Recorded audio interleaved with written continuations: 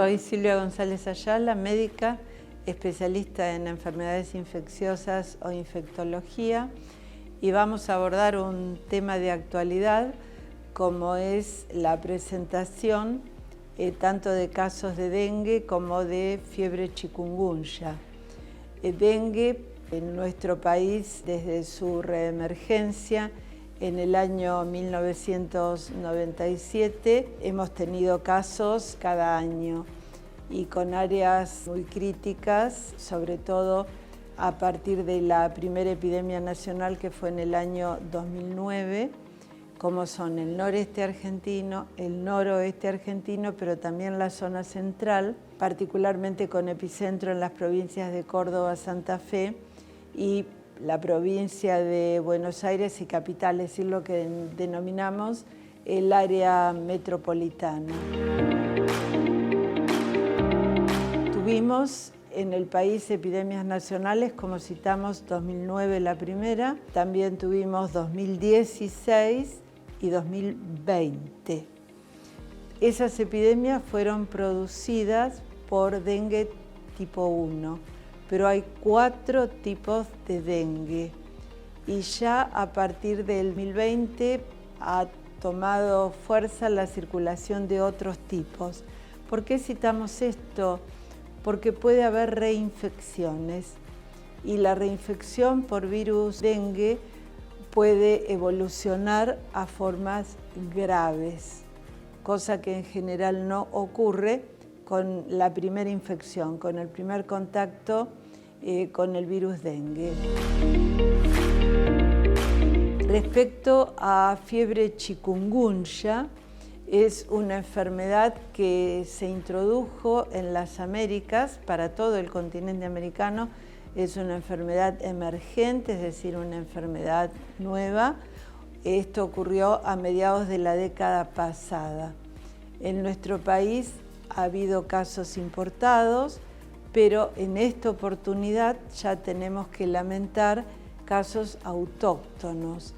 Y lo que es preocupante, que han ocurrido en el área metropolitana. En el caso de fiebre de chikungunya, tenemos casos de personas que no han viajado y que residen en el municipio de Quilmes y en el municipio de Almirante Brown.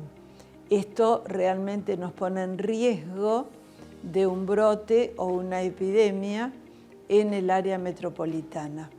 Tenemos que decir que todos nos podemos enfermar con dengue, nos podemos enfermar con fiebre chikungunya si damos la oportunidad a que la mosquito se alimente de nosotros. Por eso es tan importante el cumplimiento de las medidas de prevención.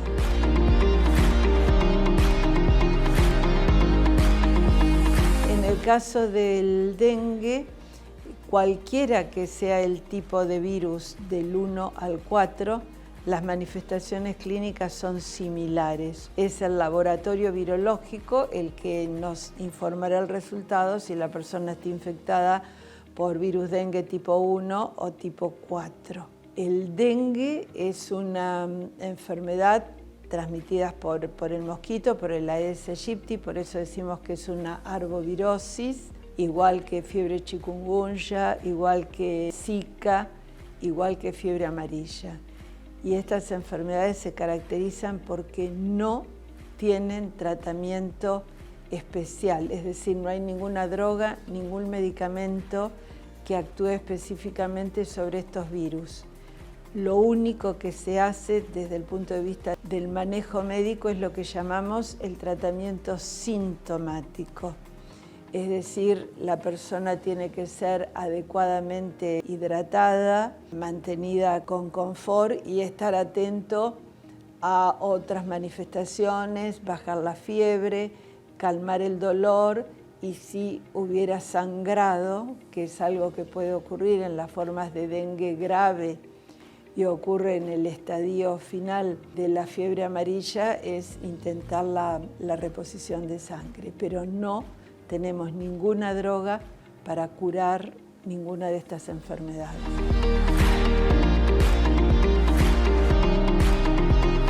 Fiebre chikungunya tampoco tiene tratamiento. Clave es el tratamiento sintomático, porque la fiebre es muy alta, supera los 38 grados y medio, y los dolores que son intensísimos, articulares, con el compromiso de toda la movilidad. La persona está literalmente embarada, hay que ayudarla a incorporarse, hay que ayudarla a dar pasos porque es muy, muy intenso el compromiso articular, es intentar disminuir ese dolor articular porque cursa con artritis, que a veces se prolonga durante semanas o meses. Fiebre chikungunya, el compromiso articular. Y el límite son los 6 meses. Si después de los 6 meses la persona persiste con las manifestaciones articulares, el pronóstico se ensombrece. En el caso de fiebre chikungunya, si el compromiso de las articulaciones persiste más allá de los 6 meses, ya el manejo pasa a estar a cargo de un colega reumatólogo porque se comporta con la misma evolución y la discapacidad que la artritis reumatoide.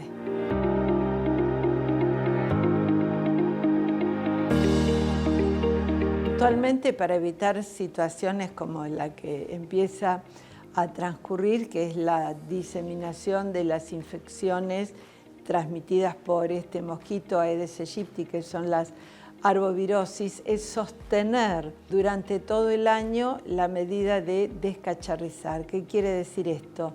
No tener en nuestra casa ni alrededor de nuestra casa recipientes con agua estancada, porque el agua estancada es el lugar donde se desarrolla integralmente la mosquito. La hembra de Aedes aegypti es la que se alimenta de nuestra sangre porque la necesita para la maduración de los huevos, y la hembra deposita los huevos en varias posturas, no pone todos los huevos en un solo lugar, sino que realiza distintas posturas y siempre en pared. Por eso los recipientes con agua estancada son perfectos para que la hembra desove, porque tienen la pared, tienen protección y tienen la cercanía del agua con la humedad, ¿no es cierto? Cuando están dadas las condiciones de temperatura y el contacto con el agua, esos huevos eclosionan, evolucionan por pupas, larvas y emerge el mosquito adulto. Y todo eso es en un ciclo de 7 días.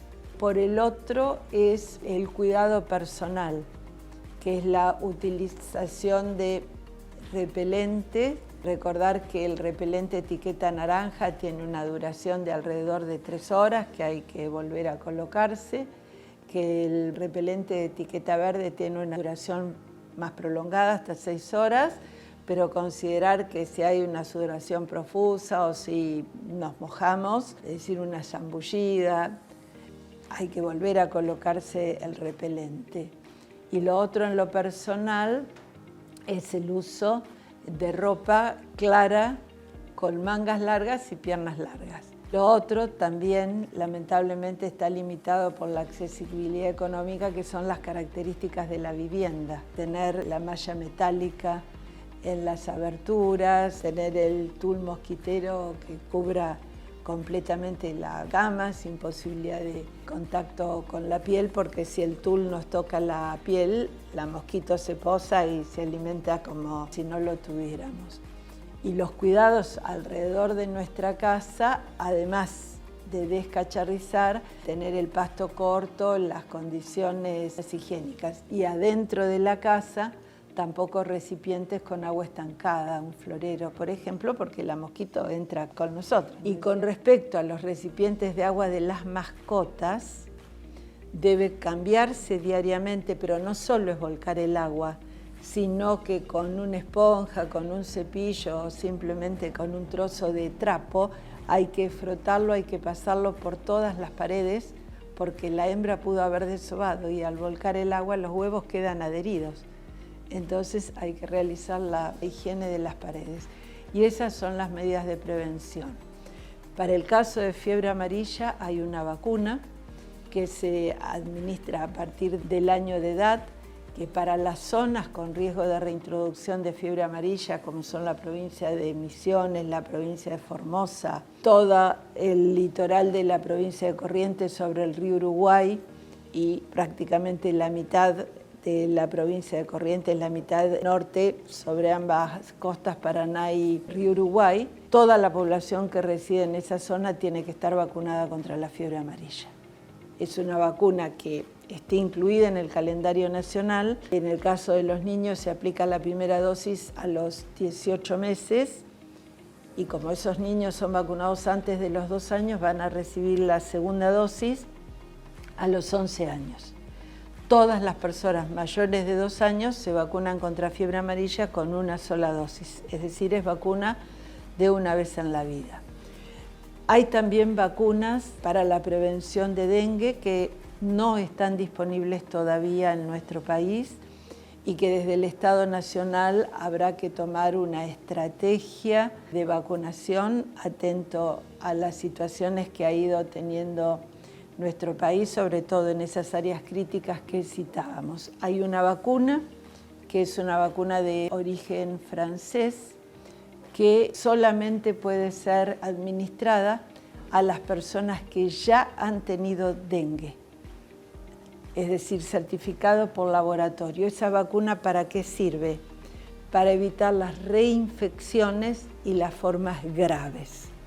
Esa es una vacuna, la primera vacuna que tuvo licencia de uso. Hay otra vacuna que es de origen japonés, que no tiene todavía licencia de uso en nuestro país, pero sí, por ejemplo, licencia de uso de la Agencia Europea de Medicamentos, que esa vacuna sí sirve para prevenir el dengue.